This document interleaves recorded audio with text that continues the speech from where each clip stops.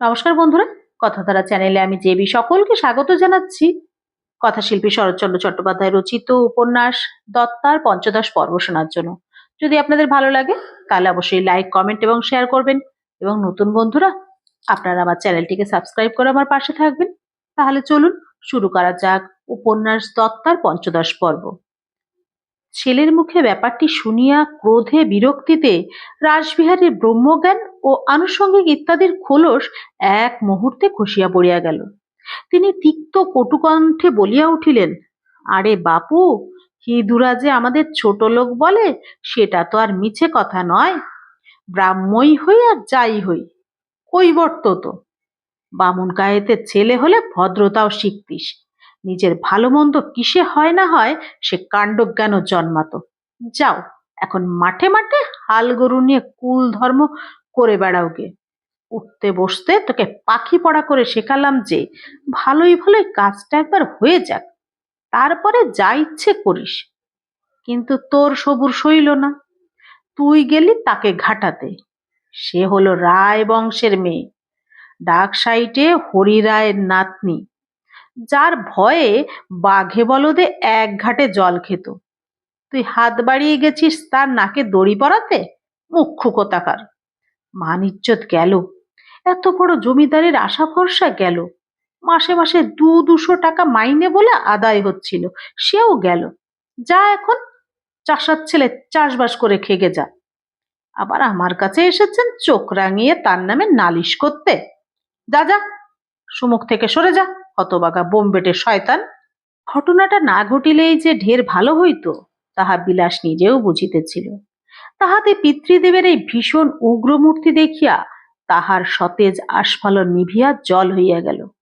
তথাপি কি একটু কৈফিয়ত দেবার চেষ্টা করিতেই ক্রুদ্ধ পিতা দ্রুত বেগে তাহার নিজের ঘরে গিয়া প্রবেশ করিলেন। কিন্তু রাগের মাথায় ছেলেকে যাই বলুন, কাজের বেলায় রাসবিহারী ক্রোধের উত্তেজনাতেও কখনো তাড়াহুড়ো করিয়া কাজ মাটি করেন নাই, আলস্য করিয়াও কখনো ইষ্ট ধর্ম করেন নাই।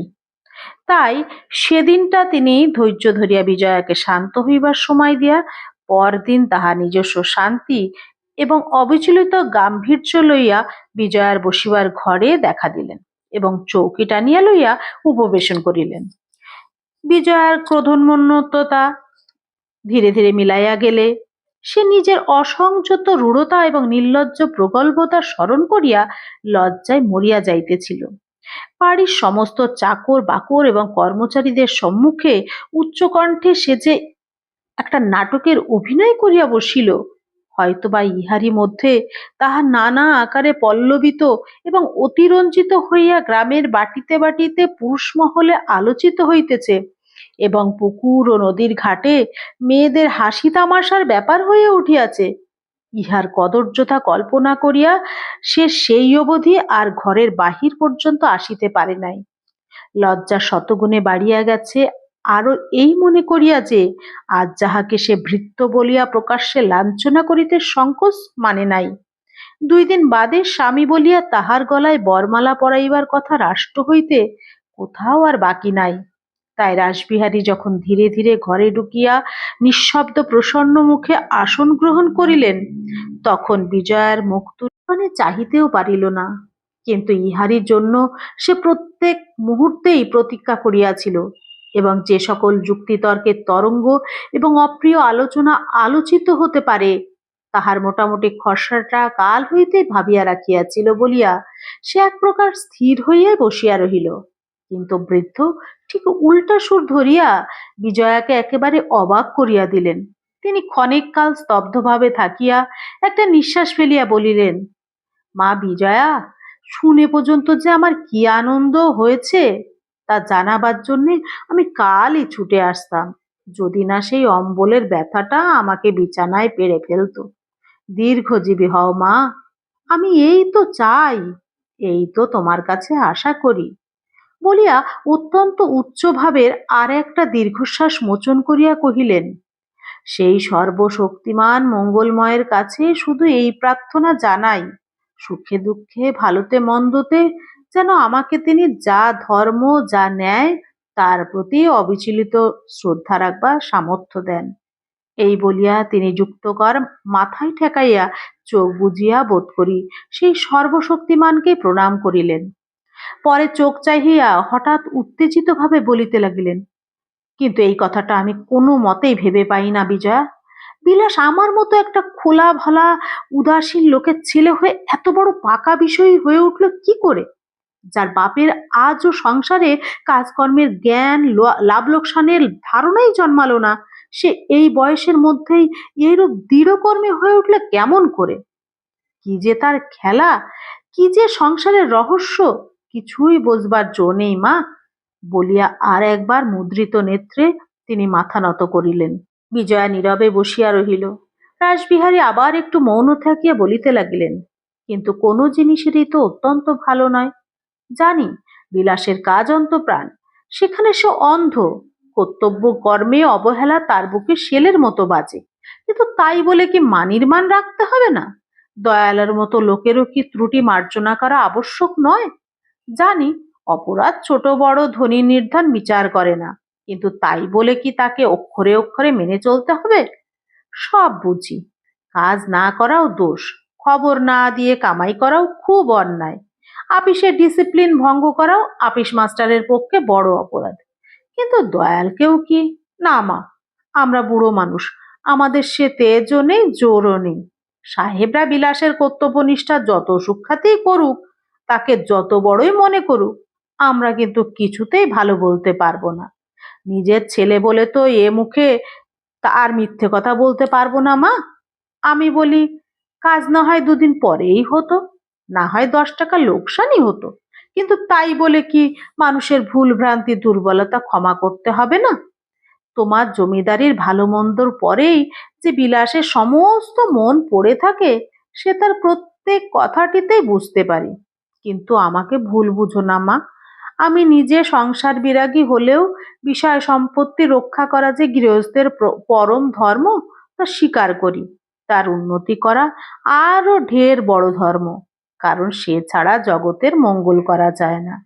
আর বিলাসের হাতে তোমাদের দুজনের জমিদারি যদি দ্বিগুণ চতুর্গুণ এমনকি 10 গুণ হয় শুনতে পাই, আমি তাতেও বিন্দুমাত্র আশ্চর্য হব না। আর হচ্ছেও তো তাই দেখছি। সব ঠিক, সব সত্যি, কিন্তু তাই বলে যে বিষয়ের উন্নতিতে কোথাও একটু সামান্য বাধা পৌঁছলেই ধৈর্য হারাতে হবে, সেও যে মন্দ। আমি তাই সেই অদ্বিতীয় নিরাকারের শ্রীপাদপদ্মে বারবার ভিক্ষা জানাচ্ছি মা। তার উদ্ধত অভিনয়ের জন্যে যে শাস্তি তাকে তুমি দিয়েছ, তার থেকেই সে যেন ভবিষ্যতে সচেতন হয়। কাজ কাজ আর কাজ, সংসারে শুধু কাজ করতেই কি এসেছি? কাজের পায়ে কি দয়া মাও বিসর্জন দিতে হবে? ভালোই হয়েছে মা, আজ যে তোমার হাত থেকেই তার সর্বোত্তম শিক্ষা লাভ করবার সুযোগ পেলে। বিজয়া কোনো কথাই কহিল না। রাসবিহারী কিছুক্ষণ যেন নিজের অন্তরের মধ্যেই মগ্ন থাকিয়া পরে মুখ তুলিলেন, একটু হাস্য করিয়া কোমল কণ্ঠে বলিতে লাগিলেন, আমার 2টি সন্তানের একটি প্রচণ্ড কর্মী, আর একটি হৃদয় যেন স্নেহ মমতা করুণার নির্ঝর। একজন যেমন কাজে উন্মাদ, আর একটি তেমনি দয়া মায়ার পাগল।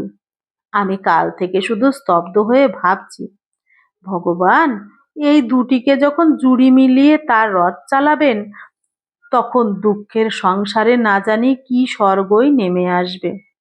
আমার আর একটা প্রার্থনা মা, এই অলৌকিক বস্তুটি চোখে দেখবার জন্যে তিনি যেন আমাকে একটি দিনের জন্যেও জীবিত রাখেন। বলিয়া এইবার তিনি টেবিলের উপর মাথা ঠেকায় প্রণাম করিলেন। মাথা তুলিয়া কহিলেন, অথচ আশ্চর্য, ধর্মের প্রতিও তো তার সোজা অনুরাগ নয়। মন্দির প্রতিষ্ঠা নিয়ে কি প্রাণান্ত পরিশ্রমী না সে করেছে! যে তাকে জানে না সে মনে করবে বিলাসের ব্রাহ্ম ধর্ম ছাড়া সংসারে বুঝি আর কোনো উদ্দেশ্যই নেই, শুধু এই জন্যেই সে বুঝি বেঁচে আছে, এছাড়া আর বুঝি সে কিছুই জানে না। কিন্তু কি ভুল দেখো মা, নিজের ছেলের কথায় এমনি অভিভূত হয়ে পড়েছি যে তোমাকেই বোঝাচ্ছি, যেন আমার চেয়ে তাকে তুমি কম বুঝেছ, যেন আমার চেয়ে তার তুমি কম মঙ্গলাকাঙ্ক্ষিনী। বলিয়া মৃদু মৃদু হাস্য করিয়া কহিলেন, আমার এত আনন্দ তো শুধু সেই জন্যেই মা। আমি যে তোমার হৃদয়ের ভিতরটা আরশির মতো স্পষ্ট দেখতে পাচ্ছি। তোমার কল্যাণের হাতখানি যে বড় উজ্জ্বল দেখা যাচ্ছে। আর তাও বলি, তুমি ছাড়া এ কাজ করতে পারেই বা কে, করবেই বা কে? তার ধর্ম, অর্থ, কাম, মোক্ষ সকলের যে তুমিই সঙ্গিনী। তোমার হাতেই যে তার সমস্ত শুভ নির্ভর করছে। তার শক্তি, তোমার বুদ্ধি। সে ভার বহন করে করে চলবে, তুমি পথ দেখাবে। তবেই তো দুজনের জীবন একসঙ্গে সার্থক হবে মা। সেই জন্যেই তো আজ আমার সুখ ধরছে না। আজ যে চোখের উপরে দেখতে পেয়েছি, বিলাসের আর ভয় নেই। তার ভবিষ্যতের জন্য আমাকে একটা মুহূর্তের জন্য আর আশঙ্কা করতে হবে না। কিন্তু জিজ্ঞাসা করি, এত চিন্তা, এত জ্ঞান, ভবিষ্যৎ জীবন সফল করে তোলবার এত বড় বুদ্ধি ওইটুকু মাথার মধ্যে এতদিন কোথায় লুকিয়ে রেখেছিলেন মা? আজ আমি যে একেবারে অবাক হয়ে গেছি। বিজয়ার সর্বাঙ্গ চঞ্চল হইয়া উঠিল, কিন্তু সে নিঃশব্দেই বসিয়া রহিল। রাসবিহারী ঘড়ির দিকে চাহিয়া চমকিয়া উঠিয়া পড়িয়া বলিলেন, ইস, 10টা বাজে যে, একবার দয়ালের স্ত্রীকে দেখে যেতে হবে যে। বিজয়া আস্তে আস্তে জিজ্ঞাসা করিল, এখন তিনি কেমন আছেন? ভালোই আছেন বলিয়া তিনি দ্বারের দিকে 2-1 পদ অগ্রসর হইয়া হঠাৎ থামিয়া বলিলেন, কিন্তু আসল কথাটা যে এখনো বলা হয়নি। বলিয়া ফিরিয়া আসিয়া স্বস্থানে উপবেশন করিয়া মৃদুস্বরে বলিলেন, তোমার এই বুড়ো কাকাবাবুর একটা অনুরোধ তোমাকে রাখতে হবে বিজয়া। বলো, রাখবে? বিজয়া মনে মনে ভীত হইয়া উঠিল। তাহার মুখের ভাব কটাক্ষে লক্ষ্য করিয়া রাসবিহারী বলিলেন, সে হবে না মা। সন্তানের ওই আবদারটা মাকে রাখতেই হবে। বলো, রাখবে? বিজয়া স্ফুটস্বরে কহিল, বলুন। তখন রাসবিহারী কহিলেন, সে যে শুধু আহার নিদ্রায় পরিত্যাগ করেছে তাই নয়, অনুতাপেও দগ্ধ হয়ে যাচ্ছে জানি। কিন্তু তোমাকেও মা এক্ষেত্রে একটু শক্ত হতে হবে। কাল অভিমানে সে আসেনি, কিন্তু আজ আর থাকতে পারবে না, এসে পড়বেই। কিন্তু ক্ষমা চাইবা মাত্র যে মাপ করবে সে হবে না, এই আমার একান্ত অনুরোধ। যে অন্যায়ের শাস্তি তাকে দিয়েছ, অন্তত সে শাস্তি আরো একটা দিন সে ভোগ করুক। এই বলিয়া বিজয়ার মুখের উপর বিস্ময়ের চিহ্ন দেখিয়া তিনি একটু হাসিলেন। স্নেহাদ্র স্বরে বলিলেন, তোমার নিজের যে কত কষ্ট হচ্ছে সে কি আমার অগোচর আছে মা? তোমাকে কি চিনি নে? তুমি আমারই তো মা। বরঞ্চ তার চেয়েও বেশি ব্যথা পাচ্ছ সেও আমি জানি। কিন্তু অপরাধের শাস্তি পূর্ণ না হলে যে প্রায়শ্চিত্ত হয় না। এই গভীর দুঃখ আরো একটা দিন সহ্য না করলে যে সে মুক্ত হবে না। শক্ত না হতে পারো, তার সঙ্গে দেখা করো না, কিন্তু আজ সে বিফল হয়েই ফিরে যাক। এই যন্ত্রণা আরো কিছু তাকে ভোগ করতে দাও, এই আমার একান্ত অনুরোধ বিজয়া। রাসবিহারী প্রস্থান করিলে বিজয়া কৃত্রিম বিস্ময়ে আবিষ্টের ন্যায় স্তব্ধ হইয়া বসিয়া রহিল। এই সকল কথা, এইরূপ ব্যবহার তাহার কাছে সে একেবারেই প্রত্যাশা করে নাই। বরঞ্চ ঠিক বিপরীতটাই আশঙ্কা করিয়া তাহার আগমনের সঙ্গে সঙ্গেই আপনাকে সে কঠিন করিয়া তুলিতে মনে মনে চেষ্টা করিয়াছিল।